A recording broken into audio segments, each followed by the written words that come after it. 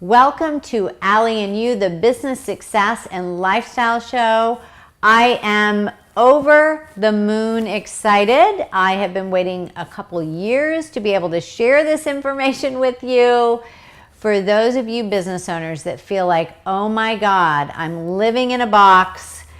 I'm trying to get to the other side to scale my business and I just can't quite get there. Or maybe you've gotten to a certain level, but you feel stuck. And I'm going to share with you how to get to the other side in my brand new book, Scale or Fail, right here. Do not miss it. This episode of Allie and You.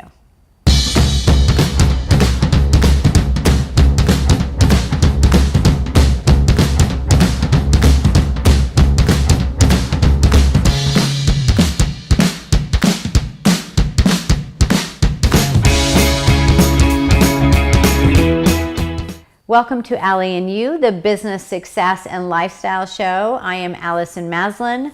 My friends call me Allie. I'm a business growth mentor. I've been running companies for the last 35 years. My passion, my mission, why I do this work, why I do this show, is that I want to help you get out of your own way and just see a bigger path for yourself. And I know you have gifts inside of you. So if I can inspire you and help you get out of your own way, then I know that you can impact so many more people. So I am excited about this episode because my brand new book, Scale or Fail, is finally out. Oh my gosh. Talk about having a baby. So not 9 months, let's call this years of gestation. Like I was so ready to finally have this baby. And if any of you have written a book, you know exactly what I'm talking about. Oh my goodness. I poured over every single word that's in this book. And I can't wait to share it with you because in these pages is the exact formula that is going to help you to get unstuck in your business, to multiply, to replicate, to give you freedom, and to impact so many more people. So I'm going to teach you a little bit about just one of the strategies, okay? Because I could probably do a different show all year long teaching you what's going on in this book. So I'm going to teach you the 5 phases to building a team-managed company. What does that mean? That means that it doesn't have to be all on your shoulders. You know what it's like?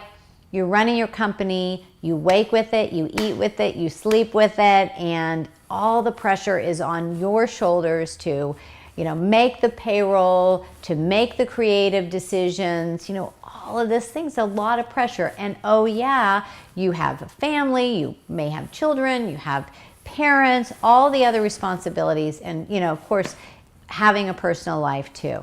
So I just saw so many business owners over the years just get stuck in hitting this wall and they just couldn't get over. And what I see in scaling a business, there are 5 phases. So I want to take you through those 5 phases and I want you to really pay attention so you can see where am I at in this whole scaling process? How far off am I? And what is next? How do I take that next step? Now, when you think of any life evolution, right? You've got the baby, then the toddler, then the teenage years, and then young adult and adult. So you have to go through those phases. You can't really skip over them, but you can optimize those years and make them the best possible so that you can thrive. Same thing in business. So with these phases, you can't really skip over them, but you definitely can make each phase the best possible and skate on through to phase 5, which I'm going to tell you about in just a second, where you are just, you're on fire, you're doing what you really, the whole reason that you got into business in the first place. Phase 1, all right, I call this the seeker. This is where you're putting your passion in the world. You're the solopreneur. Maybe you have a partner, but you're doing everything in your business. You are the 5-woman or 5-man band, the bottle washer, the the salesperson, you're the bookkeeper, like you're everything, okay? We've all been there. Every business has to start at the beginning. That's phase 1. Phase 2 is, I call the pioneer. Why is it the pioneer? Because you are forging new territory. You've got grit. You're getting your hands dirty. I mean, you're really diving in, and you're building a model for your business, okay? You are getting clear on who your target audience is, and you start to build a small team. You might have an assistant. You might have a marketing person, a bookkeeper. Please tell me you're not doing your own books at this level in phase 2.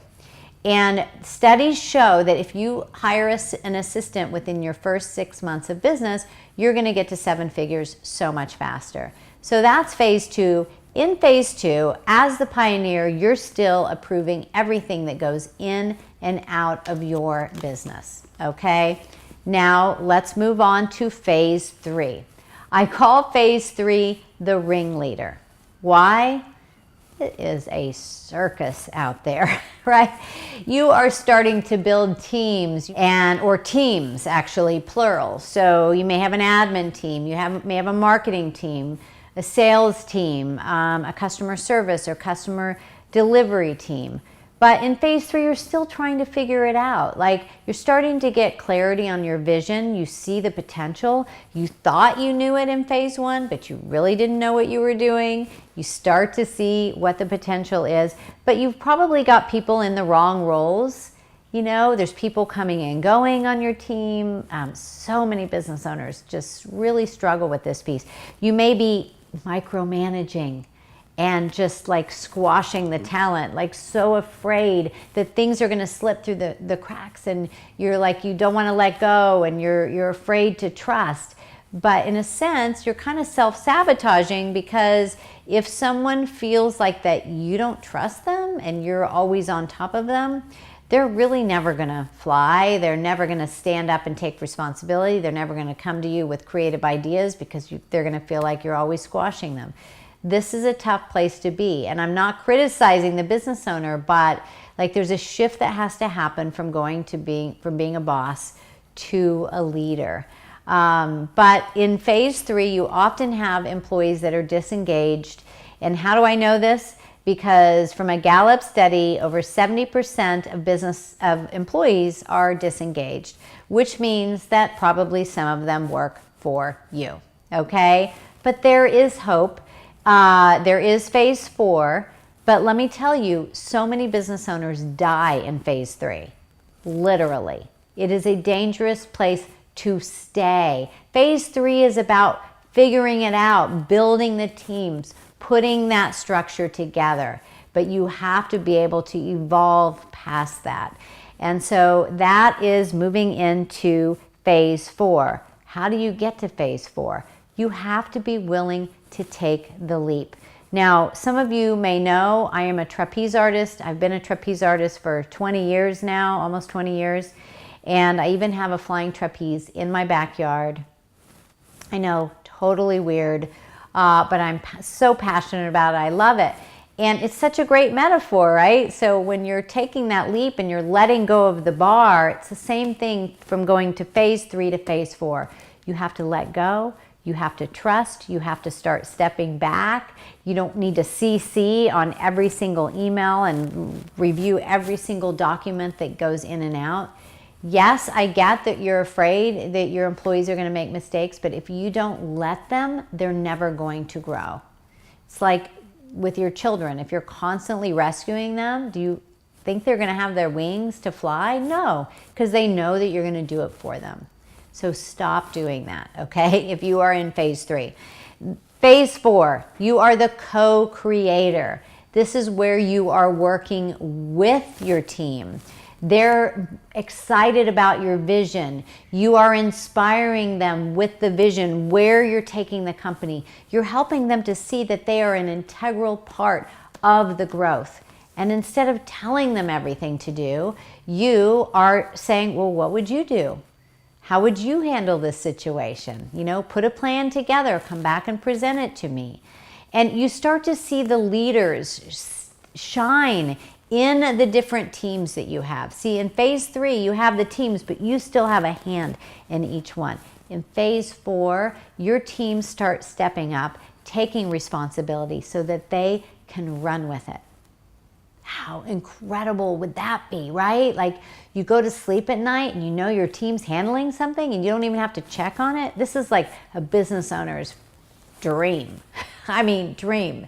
You go on vacation and your business is actually growing while you're gone. I mean, like, it is the best. They've got it handled, right? And so the key here is that you have to start letting go. But they're asking questions like, how do we increase revenue? How do we drop expenses? How do we increase profits? How do we create a better customer experience, right? They're figuring this stuff out, right? What a relief. Now, this moves us into phase 5. Phase 5 I call the visionary. The visionary is why you got into business in the first place, because that's what most business owners are. You're the creative one. So you're able to, once you get to this place, you have cultivated amazing leaders. They can run with it. And at this point, you can either bring on another CEO, you can sell the company, or you can just step back and let the company run. And you just have to stop giving your 2 cents for every little thing, because even though, yeah, your 2 cents could help, but it really is hindering them from owning it and really having that sense of ownership within the company. And that's really what you want. All right? That's the 5 phases for building a team-managed company. There's that and so much more in my brand new book, Scale or Fail: How to Build Your Dream Team, Explode Your Growth, and Let Your Business Soar. And it was endorsed by Daymond and Barbara Corcoran and so many others, incredible people that I'm so, so grateful for to get this message out. I want to impact so many people with this work. It's what I'm meant to do. And there you have it. So go get the book, get a lot of the gifts that come with it, share it with your friends, and join me next time on Allie You. You can go to subscribe-to-allie.com so that you get this right in your inbox every single week. We have a new topic or a new guest on the show that will help you break through to the next level in your business. We're on all of the, major channels for the show with iTunes, Spotify, and all the above. All right? So get out there and elevate yourself, because you are worth it. Bye, everybody.